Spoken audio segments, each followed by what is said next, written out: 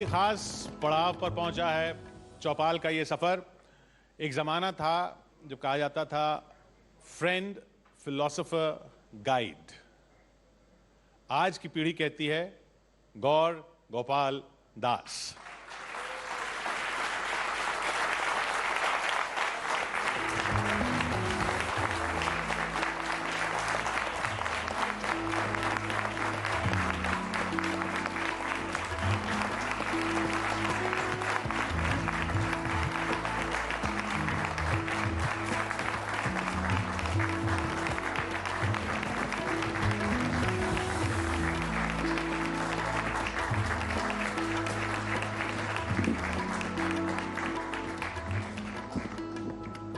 अब हम सुनेंगे।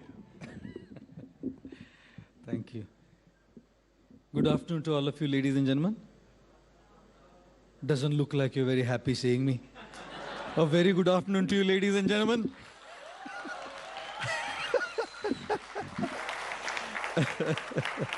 That sounds much better now.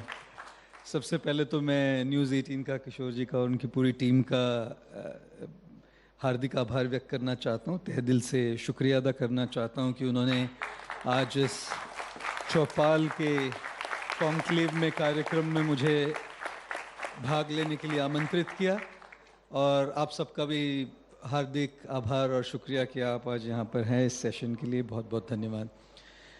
तो सबसे पहले मैं आपको मेरी लाइफ की एक कहानी बताना चाहता हूँ। उस कहानी के माध्यम से कुछ एक जो मैंने सीखा वो बतलाना चाहता हूँ। आप में से कितने लोग हॉलीडे पे जाना पसंद करते हैं, है ना?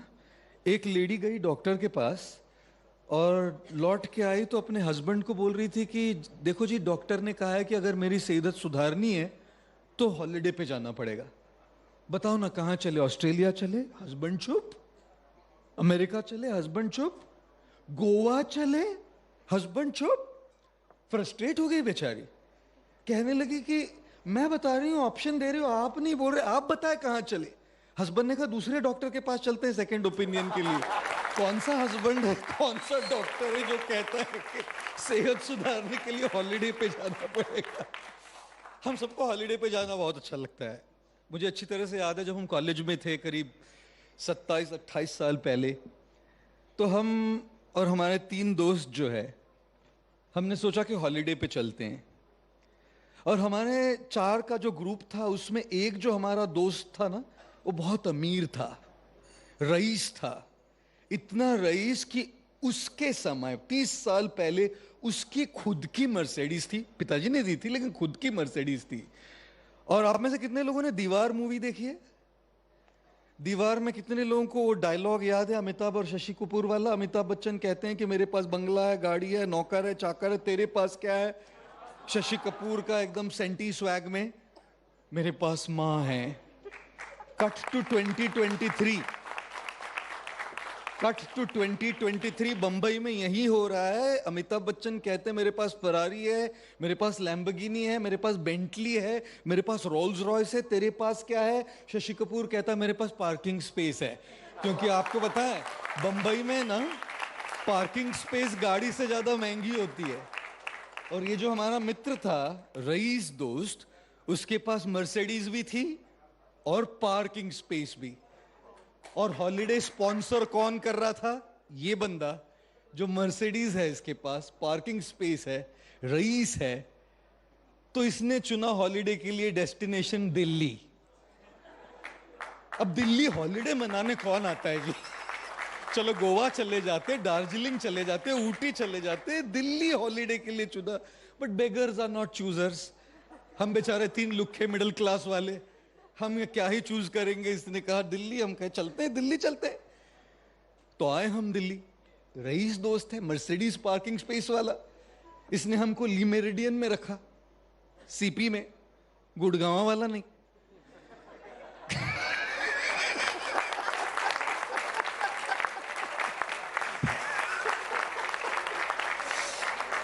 और प्रेसिडेंशियल स्वीट में रखा। तब तक हमारे लिए स्वीट केवल एक मिठाई होती थी। मिडिल क्लास के लोग हैं जी हम लोग, हमारे लिए तो स्वीट केवल मिठाई होती है। और ये SUIT का स्पेलिंग हम सोच रहे थे स्वीटे क्या है, प्रोनाउंस भी नहीं करने आता था हमको। तो प्रेसिडेंशियल स्वीट में हम लोग आए, हमारा सारा सामान रखवा दिया और हमने कहा चलो दिल्ली एक्सप्लोर करते हैं। तो हम सब के सब चारों एक ऑटो रिक्शा में 4 लोग पीछे यूं क्रैम्ड अप बैठे हैं, जो धनिया पत्ता जैसे बांधते हैं ना 4-5 लोगों को, ऐसे 4 लोग यूं पीछे बैठे हैं और जा रहे हैं दिल्ली देखने। ये मर्सिडीज पार्किंग स्पेस वाला दोस्त भी था, कभी रिक्शा में नहीं बैठा था पहले, लेकिन बड़े मजे ले रहे थे हम। क्यों? क्योंकि गाड़ी कितनी बढ़िया है इससे अच्छा गाड़ी में कौन आपके साथ बैठा है ये ज्यादा मायने रखता है।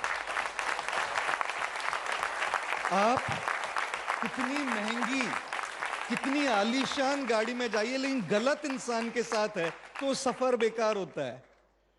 लेकिन अगर सही इंसान के साथ हो, सही लोगों के साथ हो, तो ऑटो रिक्शा में 4 लोगों के साथ भी सफर में आनंद आता है। सफर खूबसूरत है मंजिल से भी, मेरी हर कमी को है तू लाज़िमी, जुनून है मेरा बनूं मैं तेरे काबिल तेरे बिना। भगवद गीता का श्लोक पूछूं?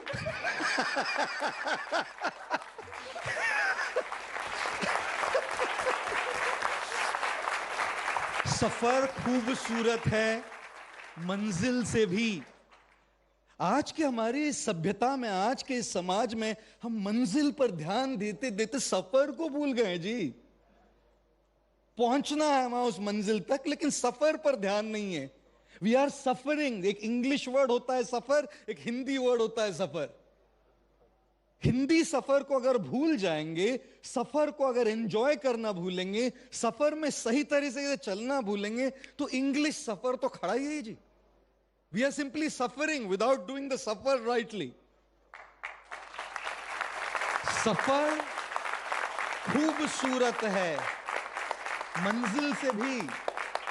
उस मंजिल तक पहुंचते पहुंचते सफर को नहीं भूलिएगा।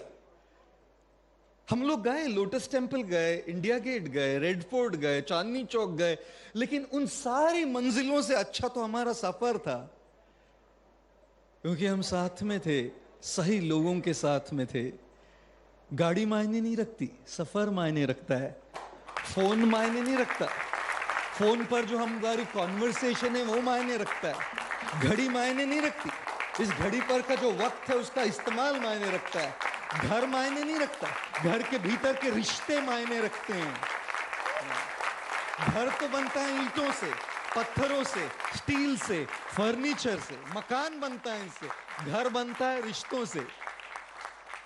लेकिन मकान बनाते बनाते घर भूल जाते हैं, घड़ी पहनते पहनते वक्त का इस्तेमाल भूल जाते हैं, मंजिल तक पहुंचते पहुंचते सफर को भूल जाते हैं। फोन के पीछे लगते लगते हमारे वार्तालाप को, संभाषण को, कॉन्वर्सेशन की क्वालिटी को भूल जाते हैं।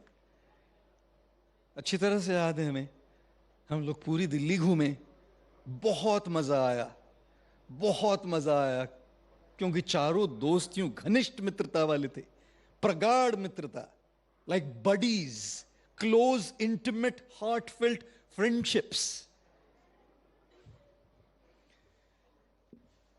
सारा दिन घूमे, इतनी भूख लगी थी, इतनी ज्यादा भूख लगी थी। नौजवान हम लोग, कॉलेज के बंदे, और फिर रिक्शा में बैठ के होटल की ओर आ रहे थे, ली मेरिडियन के। और हमारे पास रईस दोस्त है, मर्सिडीज और पार्किंग स्पेस वाला, तो रूम सर्विस आएगी ना। ये रेस्टोरेंट में नीचे आके खाने की जरूरत क्या है? 400 रुपए के आइटम को तो वो 4000 रुपया दे दे। Room service. पहुंचे हम, जब रिसेप्शन में पहुंचे तो पता लगा कि बिजली नहीं है, पावर फेलियर, जनरेटर भी काम नहीं कर रहा था। 30 साल पहले की बात है जी। आजकल तो शायद दिल्ली में चलता ही होगा हर जगह, लेकिन तब तो नहीं चलता था हमेशा। जनरेटर भी काम नहीं कर रहा है, इलेक्ट्रिसिटी भी नहीं है, और हमारा स्वीट 18वें माले पे।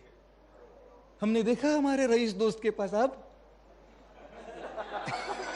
अब क्या, स्वीट तो बुक कर दी, सब कुछ हो गया, अब क्या? बोला भाई यहां तो हम कुछ नहीं कर सकते। उसको क्या मालूम था कि वो हमको मोटिवेशन दे रहा था तभी, कि पैसा सब नहीं खरीद सकता बेटा, ऊपर चढ़ना पड़ेगा। उसको क्या मालूम था एक दिन हम उसको ये जवाब माइक पे देंगे। तो हमने कहा कोई बात नहीं, चलो चलते हैं, ऊपर चढ़ते हैं, नौजवान लोग हैं हम, नौजवान बंदे, चढ़ के जाएंगे, एपेटाइट से बढ़ जाएगी, वार्म अप होगा, भूख लगेगी, रूम सर्विस में अच्छा खाना खा पाएंगे। चढ़ने लगे हम 18वें माले पे, और जैसे चढ़ के जा रहे थे तो हमने सोचा कि एक दूसरे से बातें करते हैं, कुछ जोक सुनाते हैं, कुछ कहानियां बताते हैं, अपने तजुर्बे बताते हैं, मजे लेते हैं। क्योंकि जब मजे लेते हैं ना तो वक्त यूं गुजर जाता है। आप में से कितने लोगों को ये अनुभव है, ये तजुर्बा है, ये एक्सपीरियंस है कि अगर आप ऐसे किसी सेशन में बैठे जिसमें बहुत मजा आ रहा है, 1 घंटा 10 मिनट लगता है।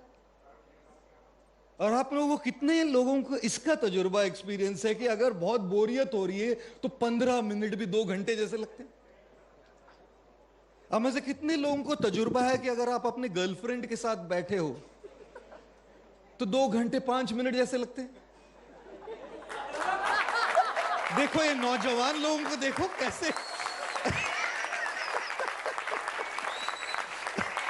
और अगर आप अपने पेरेंट्स के साथ बैठे हो जो पढ़ाई करने के लिए कहते हैं 5 मिनट भी लगते जैसे 5 घंटे हो गए। देखिए जी, टाइम जो है ना, वक्त जो है ना, बहुत रिलेटिव है। होते तो 24 घंटे हमारे पास सबके, लेकिन आपके हर एक के 24 घंटे अलग अलग गुजर रहे हैं, क्योंकि आपकी लाइफ में अलग अलग सिचुएशंस है। किसी के 24 घंटे बड़े टेंशन में गुजर रहे हैं क्योंकि उनकी माँ आईसीयू में है, और किसी के 24 घंटे बहुत बढ़िया गुजर रहे हैं क्योंकि कल नया जॉब ज्वाइन करना है जिसमें बहुत अच्छी सैलरी पैकेज है। 24 घंटे तो वही है, लेकिन इन 24 घंटों का जो अनुभव है वो सबका अलग अलग है। और जितना अच्छा वक्त हो, वही वक्त ऐसे निकल जाता है, ऐसे निकल जाता है। और बुरा वक्त ठहर जाता है, ठहर जाता है। इसलिए कहते हैं ना, जब वक्त बुरा होता है ना, जब वक्त बुरा होता है तब शेर को भी कुत्ता घेर लेता है ना। और इसीलिए बुरा वक्त आ जाए, स्टैंड स्टिल पे हो जाता है, अच्छा वक्त हो जल्दी निकल जाता है। हम एक दूसरे को जोक सुना रहे थे, हंसा रहे थे, ऊपर चलते हुए जा रहे थे, 16वें मंजिल पर पहुंच गए, 16th फ्लोर, और देखा कि हम तीनों ही जोक सुना रहे हैं। हमारा वो रईस दोस्त मर्सिडीज पार्किंग स्पेस वाला, उसने अब तो कुछ कहा ही नहीं। और हर ग्रुप में एक बंदा होता है जो जोक बोलने में इतना टेरिबल होता है कि वो कुछ भी बोले आप रोए भी नहीं, हंसने की तो दूर है बात। और जब मैं ये कह रहा हूं तो आपके माइंड में एक चेहरा जरूर आ रहा होगा कोई, और अगर आपके माइंड में चेहरा नहीं आ रहा है तो आप टेरिबल है जोक बोलने में पक्का। हम 18वें माले पे 16वें माले पर पहुंचे, 16वीं मंजिल पर पहुंचे। फिर हमने इससे कहा भाई बोल दे यार, कुछ बोल दे, हम हंस लेंगे जो बोलना है। और ये तो जोक बोलने में बिल्कुल मतलब बेहुदा। हमने कहा कुछ तो बोल दे मेरे भाई। अब हम 17वें मंजिल पे चल रहे थे और भाई 18वें मंजिल पे पहुंच ही रहे तो ये कहता है कि हम कमरे की चाबी हम रिसेप्शन में भूल गए नीचे। उस दिन तक मैं अहिंसा में विश्वास करता था का आज तो फिलॉसफी बदलनी पड़ेगी कुछ समय के लिए। इसके लिए आत्म संयम रखते हुए बड़े संयम से हम नीचे उतरे, चाबी लेकर ऊपर चले गए। मैं एक बार अमेरिका का टूर कर रहा था और एक शायद स्टैनफोर्ड या एमआईटी में बोल रहा हूँ मैं, फिर फेसबुक गूगल हेडक्वार्टर्स में कहीं तो बोल रहा था। और बोलते समय अचानक से ये कहानी मुझे याद आई, और कहानी बोलते बोलते मैंने ये बात कही वहां सबको कि हम सब तरक्की करना चाहते हैं, चाहे आपकी पर्सनल लाइफ हो, बिजनेस हो, प्रोफेशनल लाइफ हो, स्टूडेंट्स हो तो एकेडमिक लाइफ हो, अगर स्पिरिचुअलिटी में इंटरेस्ट हो स्पिरिचुअल लाइफ हो। ऐसा कोई नहीं है जिसको तरक्की नहीं करनी। हर एक को 18वीं मंजिल पर चढ़ना है। Everybody wants to climb up there, no exceptions, no exceptions. हर एक को तरक्की करनी है, हर एक को उन्नति करनी है, हर एक को प्रगति करनी है। सबके दिल में वो इच्छाएं हैं, सबके दिल है छोटा सा, छोटी सी आशा, मस्ती भरे मन की भोली सी आशा, चांद तारों को छूने की आशा, आसमानों में उड़ने की आशा। दिल है छोटा सा, छोटी सी आशा। कौन है जिसको आसमान में नहीं उड़ना है? कौन है जिसको चांद तारों को नहीं छूना है? कौन है जिसको 18वीं मंजिल पर नहीं पहुंचना है ली मेरिडियन के? सबको पहुंचना है ऊपर, सबको तरक्की करनी है, और तरक्की जरूर करनी चाहिए, ऊपर जरूर उठना चाहिए, और उस तरक्की करने के लिए जुनून होना पड़ता है। जब वो जुनून नहीं है, जब वो पागलपन नहीं है, जब वो शिद्दत से काम करने की प्रेरणा नहीं है, कोई नहीं ऊपर उठता। पैब्लो पिकासो थे, बड़े आर्टिस्ट थे। पैब्लो पिकासो जी के पास एक महिला आई, लेडी आई, कहने लगी, सर आप मेरा पेंसिल स्केच बनाएंगे? तो उन्होंने यूं पेंसिल स्केच बना दिया 30 सेकंड में, जिसको हम अंग्रेजी में कहते हैं in a jiffy, like literally in a jiffy. 30 second में बना दिया, उसको लौटा दिया। कहने लगे $30,000 मैडम। महिला बोली, पैब्लो 30 सेकंड में बनाया आपने? 30 सेकंड में आपने बनाया, उसके आप $30,000 ले रहे? पैब्लो पिकासो ने कहा, मैडम ये $30,000 30 सेकंड में बनाने के नहीं है, ये $30,000 30 साल की मेहनत, शिद्दत, जुनून के हैं, जिसकी वजह से 30 सेकंड में बना पा रहा हूं। कीमत, वैल्यू, वैल्यूएशन तो तभी बढ़ता है जब एक चीज लेते हैं उसी को दिन रात शिद्दत से करते रहते हैं। चाहे बोलना हो, चाहे गाना हो, चाहे व्यापार करना हो, कुछ भी हो, एक चीज जो शिद्दत से दिन रात करे, one who breathes it, lives it, thinks about it, वही तो तरक्की करता है, वही तो ऊपर उठता है। तो 18वीं मंजिल तक तो पहुंचना ही है जी, तरक्की तो करनी है, शिद्दत, कमिटमेंट, सरेंडर, 100% डेडिकेशन से तो करेंगे, आगे बढ़ेंगे जरूर। लेकिन ऊपर उठते उठते अगर चाबी नीचे रह गई और पीछे छूट गई ना दोस्तों, क्या ही किया अपनी लाइफ में, क्या ही कर लिया आपने। इतने ऊपर उठ के अगर मेंटल हेल्थ प्रॉब्लम्स है आपको, इतनी ऊपर उठ के अगर केवल स्ट्रेस और प्रेशर में जी रहे हैं आप, इतनी ऊपर उठ के अगर रात को नींद नहीं आती और स्लीपिंग इश्यूज हैं आपको, इतनी ऊपर उठ के अगर आपको बार बार मेडिकेशन पे रहना पड़ रहा है अपनी डिप्रेशन को लो करने के लिए, अगर इतनी ऊपर उठकर आपको पैनिक अटैक्स आते हैं और एंजाइटी इश्यूज होती है, तब क्या ही कर लिया इतना ऊपर उठ के जी आपने। ऊपर तो उठना ही है, लेकिन ऊपर उठते उठते ये चाबी भी साथ में ले जाना बहुत ज्यादा जरूरी है। और इसलिए मैं आप सबको एक बात कहना चाह रहा हूं, ऊपर जरूर जाइएगा, लेकिन चाबी साथ में ले जाना नहीं भूलिएगा। वो चाबी है आपकी शांति की चाबी, आपकी खुशी की चाबी, आपके सुकून की चाबी, आपकी अच्छी नींद की चाबी, आपकी फिजिकल, मेंटल, इमोशनल हेल्थ की चाबी। अगर ये नहीं हुआ ना, क्या किया जी। बशर साहब ने एक बहुत सुंदर शेर कहा था। उन्होंने कहा, उन्हें कामयाबी में सुकून नजर आया तो वो दौड़ते गए। उन्हें कामयाबी में सुकून नजर आया तो वो दौड़ते गए, हमें सुकून में कामयाबी नजर आई तो हम ठहर गए। उन्हें कामयाबी में सुकून नजर आया तो वो दौड़ते गए, हमें सुकून में कामयाबी नजर आई तो हम ठहर गए। ख्वाहिशों के बशर में, ख्वाहिशों के बोझ में बशर तू क्या कर रहा है, ख्वाहिशों के बोझ में बशर तू क्या कर रहा है, इतना तो जीना भी नहीं जितना तू मर रहा है। दोस्तों, ये बाहर जो पेप अप करने वाले स्पीकर्स होते हैं वो कहते हैं कामयाबी में सुकून ढूंढो, कामयाब बनो, find your peace in success.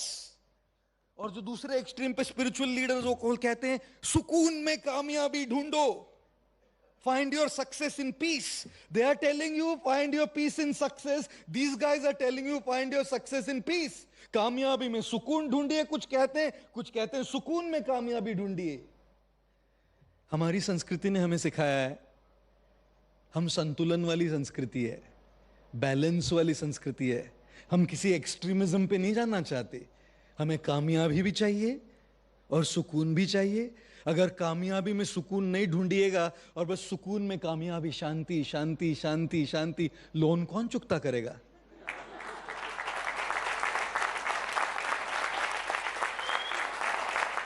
है ना? अगर सुकून सुकून सुकून में कामयाबी ढूंढने जाएंगे तो भारत को 5 ट्रिलियन वाली इकोनॉमी कौन बनाएगा? अगर बस सुकून सुकून सुकून में कामयाबी ढूंढने जाएंगे तो आपके घर वालों को एक अच्छी जिंदगी कौन देगा? देखो दोस्तों, सुकून में कामयाबी जरूर चाहिए, लेकिन कामयाबी में सुकून ढूंढना भी बहुत ज्यादा जरूरी है। इसलिए दोनों का बैलेंस, 18वें माले पे चढ़ना कामयाबी में सुकून, और चाबी साथ में ले जाना सुकून में कामयाबी। इन दोनों का जब संतुलन हो, इन दोनों का जब बैलेंस हो, इसको कहते हैं जिंदगी, इसको कहते हैं जीवन। और तब हम निश्चित रूप से अपने आप को सफल कह पाएंगे। अगर केवल कामयाब हो जाओ और मन शांत नहीं तो भी सफलता नहीं कह सकते। अगर मन शांत है और खाने को कुछ नहीं तब भी सफलता नहीं कह सकते।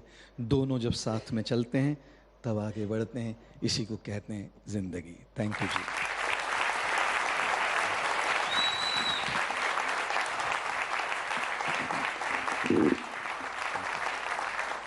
फ्लोर 18 से न्यूज 18 पे, आप फ्लोर नंबर 18 पे थे। Floor 18 two news 18 two. और हमारा अरिथमेटिक कहता है 18 is equal to 1, that makes us number 1। तो that's brilliant। लेकिन चलते चलते एक सवाल ये कि आपको टेंशन नहीं होती? हाँ, कभी आप फ्लोर खोल देना तो क्या पूछेंगे पता नहीं, और किशोर जी क्या पूछेंगे पता नहीं। क्या हमको टेंशन नहीं होती? साधु सन्यासियों को टेंशन नहीं होती? मैं एक सवाल आपको पूछता हूं, कोई साधु सन्यासियों को बुखार नहीं होता? क्या साधु सन्यासियों को कोविड नहीं हुआ? क्या साधु सन्यासियों की कभी टांग नहीं टूटती? क्या साधु सन्यासियों को कभी सर नहीं दर्द होता? ये शरीर की समस्या है ना, और ये कपड़े पहनने से समस्याएं जाती नहीं है। कपड़े कुछ भी पहन लीजिए, डोल्ची गब्बाना गुच्ची पहन लीजिए, ये पहन लीजिए, क्या फर्क पड़ेगा? क्या फर्क पड़ेगा? कपड़े बदलने से अगर रोग चले जाते तो बस सबको पहना देता मैं भाई, सबको एक कपड़े पहना देते तो कैंसर की कोई दवाई जरूरत नहीं होगी, सर दर्द की कोई दवाई जरूरत नहीं होती। कोविड में सारे दुनिया में एक कपड़े बांट देते हम लोग, ये कपड़े पहन लो कोविड चला जाएगा। तो साधु सन्यासियों को ये कपड़े पहनने से अगर शारीरिक बीमारी हो सकती है तो साधु सन्यासी को कपड़े पहनने से क्या मानसिक तनाव नहीं हो सकता? अरे इंसान है भाई, भगवान नहीं। इंसान है, कोई मशीन नहीं। तनाव, टेंशन, स्ट्रेस सबको होता है। अंतर केवल इतना है कि जिन्होंने ये कपड़े पहने हैं या जिन्होंने अध्यात्म कुछ सीखा है, जिन्होंने एक पर्सपेक्टिव पाया है, वो उससे अच्छी तरह से हैंडल करना और डील करना जानते हैं। बस क्या अगर डॉक्टर को बुखार हो जाए ना तो डॉक्टर कौन सी दवाई लेना है तुरंत समझ जाएगा, बाहर वाले पेशेंट को थोड़ा समय लगेगा। बस इतना ही अंतर है। सपना एक सवाल है। हाँ जी प्रभु जी, सवाल यह है कि हम इंस्टाग्राम की दुनिया में हैं, हम लाइक्स और फॉलोअर्स की दुनिया में हैं। हम इंस्टाग्राम पर उन लोगों को देखते हैं जो अपनी, और ये आसपास हमारे होते हैं, जो असल जिंदगी में परेशान है लेकिन इंस्टाग्राम पर जाते ही मोटिवेशनल बन जाते हैं क्योंकि वहां लाइक्स और फॉलोअर्स मिलते हैं। उन लोगों को आप कैसे देखते हैं कि वहां तो आप मोटिवेशनल बन गए लेकिन यहाँ आप नहीं है, खुश नहीं है, वो शांति नहीं है जो आप कहते हैं? हो लोडेड सवाल होते हैं यहाँ सब। इंस्टाग्राम पे आपकी जिंदगी एक कुछ दिखाने वाले दांत अलग है और खाने वाले दांत अलग है। और मैं एक बात बताऊं आपको, जिनके दिखाने वाले दांत अलग है और खाने वाले दांत अलग है, उनकी शायद लाइक्स और नंबर्स बढ़ भी जाए लेकिन वो इम्पैक्ट नहीं कर पाएंगे जी, बदलाव नहीं ला पाएंगे। क्योंकि बदलाव लाने के लिए दिखावे की नहीं, बदलाव लाने के लिए ऑथेंटिसिटी, ओरिजिनलिटी की जरूरत होती है। इसीलिए जो बोल रहे हैं वही बोलना चाहिए जो हम जी रहे हैं। और मैंने ये बात, बहुत बड़ी बात देखी है कि अगर आपको खुश रहना है ना, तो खुश रहना बहुत सस्ता है। अगर आपको आप खुश है ये दिखाना है ना, तो खुश है ये दिखाना बहुत महंगा है। अगर आपको खुश रहना है तो सीधे साधे कपड़े पहन के भी खुश रह सकते हैं, लेकिन अगर खुश दिखाना है तो ब्रांडेड कपड़े दिखाने पड़ेंगे। इसलिए मेरे हिसाब से दिखावे से ज्यादा ऑथेंटिसिटी की जो लाइफ है ना, वो ज्यादा इंपैक्ट करती है, उसमें एनर्जी है, वो मेरे हिसाब से एक बदलाव लाएगी। दिखावा शायद नंबर्स ले ही आए, लेकिन बदलाव नहीं ला पाएगा जो उसी कंटेंट को देख रहा है। बिल्कुल ऑथेंटिक बात कही थी आपने। थैंक यू कि मिनट कैसे निकल जाएंगे पता नहीं चलेगा, और मिनट निकल जा चुके हैं। थैंक यू, बहुत बहुत थैंक यू जी, शुक्रिया आपका थैंक यू हमारे साथ यहाँ जुड़ने के लिए और न्यूज़ 18 के मंच पर आने के लिए, चौपाल के मंच पर आने के लिए। गुरुजी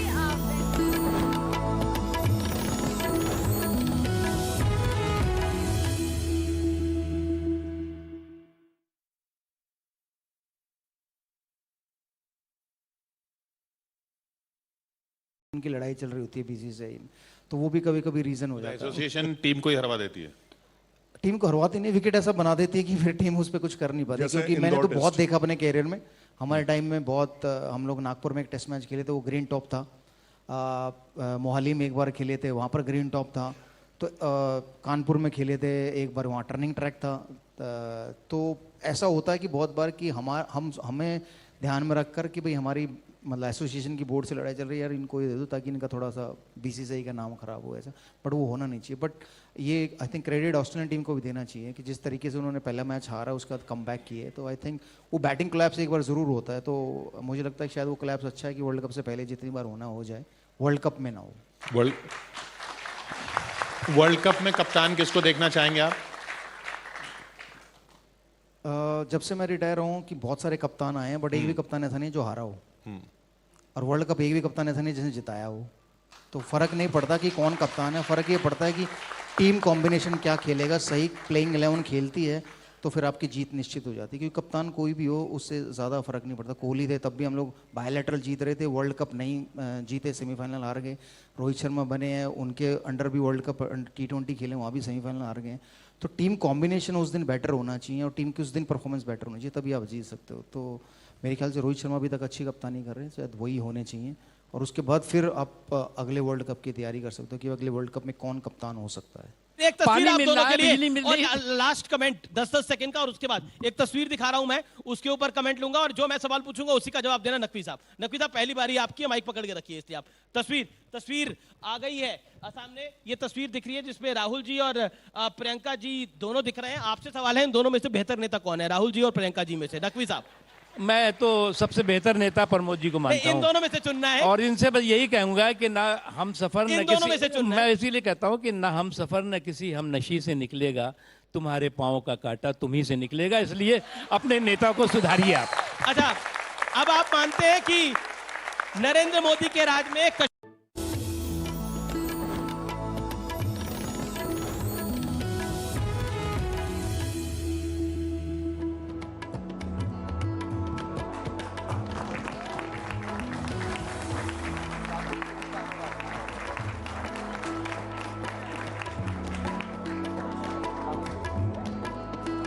बढ़ते चौपाल में आगे, स्पिरिचुअल गुरु से आप मिल चुके हैं, स्पोर्ट्स पर्सन से आप मिल चुके हैं, और तमाम जो राजनीति के क्षेत्र के दिग्गज हैं उनसे भी आपकी मुलाकात हो ही चुकी है। अब बारी है एक्टिंग की, फिल्म इंडस्ट्री की। हमारी फिल्म इंडस्ट्री में बहुत कम ऐसे सितारे हुए हैं जिन्हें की पैन